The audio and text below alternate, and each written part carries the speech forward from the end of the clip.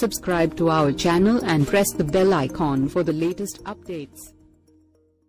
తొలిసారి బరిలో పాండ్యా బ్రదర్స్.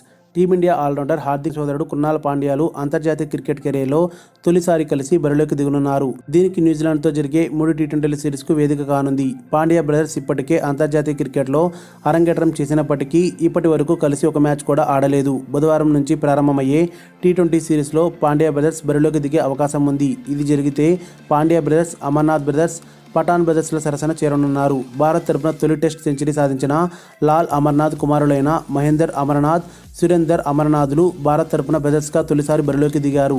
అనంతరం ఇర్ఫాన్ పఠాన్, యూసఫ్ పఠాన్లు భారత్కు ప్రాతినిధ్యం వహించి ఈ జాబితాలో చేరారు. పఠాన్ బ్రదర్స్ ఎన్నో కీలక మ్యాచ్ల్లో అదరగొట్టి భారత్కు చిరస్మరణీయ విజయాలందించారు. ఇందులో 2009లో శ్రీలంకతో జరిగిన మ్యాచ్లో 59 పరుగుల భాగస్వామ్యంతో అందించిన విజయం హైలైట్. కాకతాళీయమో కానీ బరోడాకి చెందిన పాండ్యా బ్రదర్స్ ఇప్పుడు భారత్ తరపున బరిలోకి దిగుతున్నారు.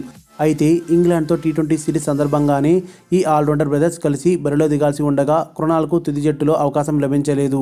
అనంతరం స్వదేశంలో వెస్టిండీస్ జరిగిన మ్యాచ్ ద్వారా కృణాల్ అంతర్జాతీయ క్రికెట్లోకి అరంగేట్రం చేశాడు. అయితే ఆ సమయంలో పాండ్యా గాయంతో జట్టుకు దూరమయ్యాడు.